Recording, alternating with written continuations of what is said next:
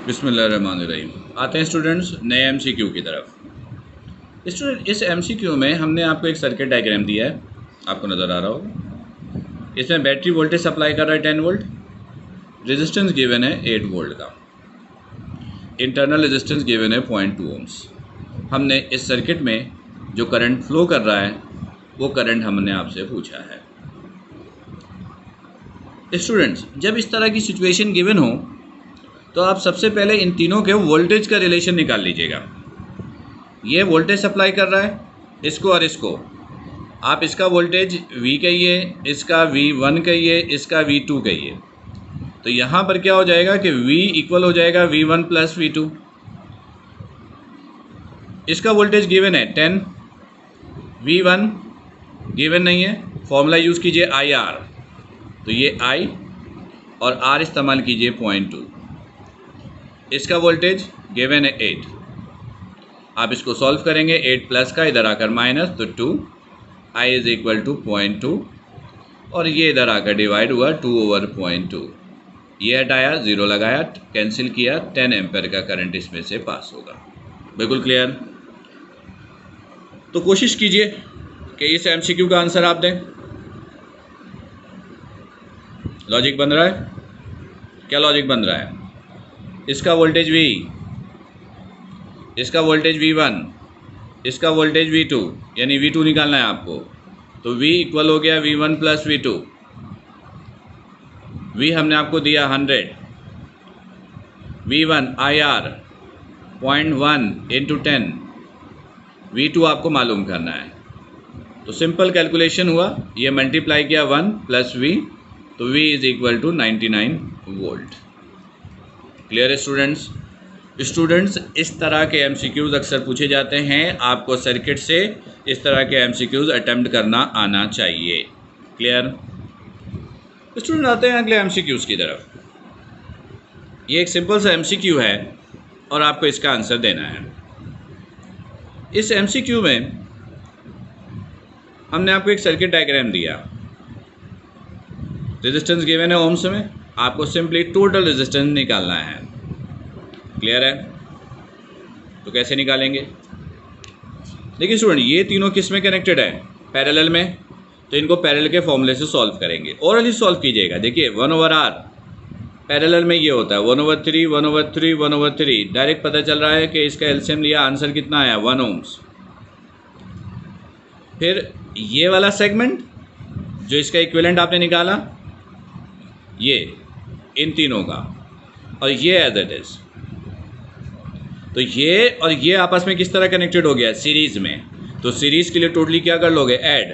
तो equivalent resistance आपका कितना निकल आएगा? 2 ओम्स। क्लियर? फिर भी अगर आप लोग फील करें कि नहीं इसमें कन्फ्यूजन है, तो लाइव सेशन में इसको आप डिस्कस कर सकते हैं। ओके स्टूडेंट्स, आते हैं अगले एमसीक्यू की तरफ। स्टूडेंट्स, इस तरह के एमसीक्यू प्रीवियस टॉपिक कैपेसिटर में भी आपसे पूछा गया था।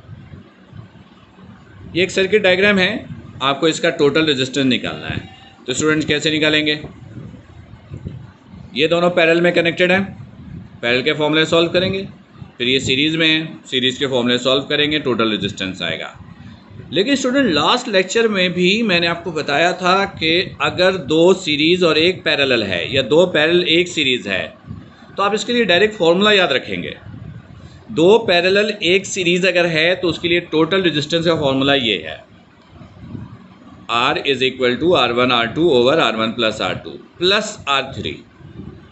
दोनों सूरतों में आंसर सेम होगा, लेकिन बस इसमें यह है कि टाइम ज़रा कम कंज्यूम होगा और आप आसानी से कैलकुलेशन कर सकते हो। क्लियर? इसी तरह का एक एमसीक्यू ये भी था, 2 सीरीज़ और तीसरा इसके साथ पैरेलल में है।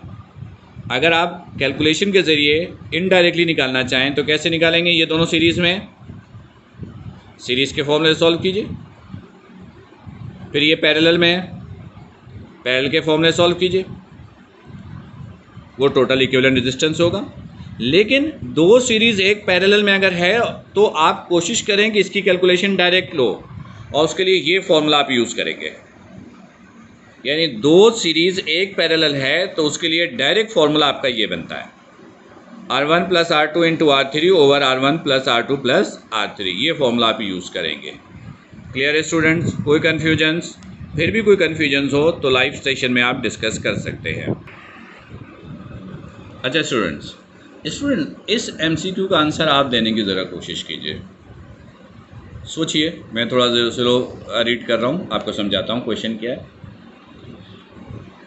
3 रेजिस्टेंस हैं, 2 ohms, 4 ohms और 6 ohms, जैसा कि डायग्राम में आपको नज़र आ रहा है।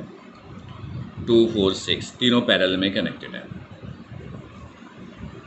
और इसमें जो करंट है वो 2 एम्पियर, इसमें जो करंट है 1 एम्पियर, इसमें जो करंट है वो 2 एम्पियर है।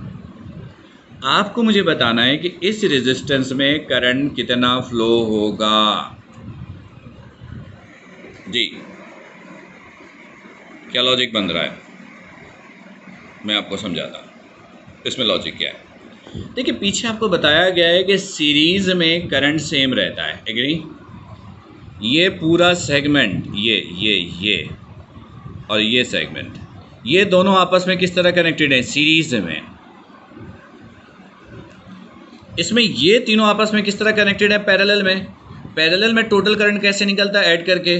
तो इस पूरे हिस्से का टोटल करंट कितना होगा? 2, 2, 4 और ये 1, 5 एम्पियर, यानी इस पूरे हिस्से का करंट 5 एम्पियर है। तो अगर इसकी जगह एक रेजिस्टेंस लगाएं ये, तो इसके अंदर 5 एम्पियर है और ये एज इट इज़। तो ये दोनों सीरीज़ में करंट क्या रहता है? सेम। अगर इसके अंदर 5 एम्पियर तो इसके अंदर भी करंट कितना होगा? 5 एम्पियर का। क्लियर? ये सारे लॉजिकल्स और कॉन्सेप्चुअल MCQs हैं। इंफॉर्मेशन बेस्ड MCQs या जनरल MCQs, उसके लिए असाइनमेंट की मदद हम लोग लेंगे। स्टूडेंट्स, पेपर में लॉजिकल और कंसेप्चुअल MCQs आते हैं पर बहुत ज़्यादा नहीं आते, लेकिन आपको हर तरीके से तैयार रहना है। इंफॉर्मेशन बेस्ड जनरल MCQs के लिए हम लोग असाइनमेंट की नॉर्मली मदद लेंगे। आते हैं अगले MCQs की तरफ। स्टूडेंट्स, इसमें भी एक सिंपल सा रेजिस्टेंस सर्किट गिवन है। एक रेजिस्टेंस 2 ohms, दूसरा 4 ohms का है, 100 वोल्ट की बैटरी से कनेक्टेड है। आपको 4 ohms में पावर की वैल्यू बतानी है। तो देखिए, ये दोनों किस में कनेक्टेड है? पैरेलल में। पैरेलल वोल्टेज क्या रहता है? सेम। तो इसमें भी 100 वोल्ट, इसमें भी 100 वोल्ट, यानी वोल्टेज इसमें भी 100 वोल्ट है और इसमें भी 100 वोल्ट है, एग्री? पावर पूछा है 4 में, तो रेजिस्टेंस है, वोल्टेज है, तो पावर के बहुत सारे फॉर्मूले दिए थे। तो वोल्टेज और रेजिस्टेंस के लिए फॉर्मूला ये बना, वोल्टेज गिवन है 100, तो ये 100 का स्क्वायर ओवर 4। अगर आप सॉल्व करें तो 100 इंटू 100 डिवाइड बाई 4, ये कैंसिल हुआ, तो दिस इज़ 25 मल्टीप्लाई बाई 100, 2500, इतना वॉट। क्लियर है स्टूडेंट्स? लॉजिक बिल्कुल क्लियर है, कोई कन्फ्यूजन? ठीक है, चलिए आते फिर अगले MCQs की तरफ। MCQs ये है कि आपके पास एक कंडक्टर है, पावर कंज्यूम कर रहा है 3 किलोवाट का, पावर कंज्यूम किया 3 किलोवाट का। किलो का मतलब होता है 1000, तो अगर आप हटाना चाहें तो 1000 से मल्टीप्लाई किया तो ये हो गया आपके पास इतना वॉट। रेजिस्टेंस गिवन है 1 किलो ओम्स, तो 1 किलो ओम्स का मतलब हुआ कि ये 1000 ओम्स। करंट आपसे पूछा गया है, P बराबर होता है IV के, तो I बराबर हो गया P ओवर V के। तो 3000 डिवाइडेड बाई 1000, तो correct answer is 3 what. Students, ये वो सारे MCQs थे जो लॉजिकल और कंसेप्चुअल वे में आपने सॉल्व किया। आप इनकी प्रैक्टिस कीजिए। इस तरह के बहुत सारे MCQs और कुछ general MCQs information based lectures को बेस कीजिए। जिन न्यूमेरिकल को सॉल्व करने के लिए कहा है उन न्यूमेरिकल को सॉल्व कीजिए। जो असाइनमेंट आपको दे रहे हैं स्टूडेंट, ये इंश्योर रखिए, मैं फिर क्लियर कर रहा हूँ, ये इंश्योर कीजिए कि जो असाइनमेंट मैं आपको दे रहा हूँ सॉल्व करने के लिए, प्रैक्टिस करने के लिए, इंशाअल्लाह MCQs के पेपर में, एप्टीट्यूड के पेपर में जो भी MCQs आएगा इनमें से ही आएगा। अगर आप इनकी प्रैक्टिस करते हैं तो 110% श्योर होगा कि आप एप्टीट्यूड के MCQs आसानी से अटैम्प्ट करोगे। ठीक है स्टूडेंट्स, फिर भी कोई प्रॉब्लम हो तो लाइव सेशन में डिस्कस कर सकते हैं। अल्लाह हम सबका हामिद व नासिर। पाकिस्तान जिंदाबाद।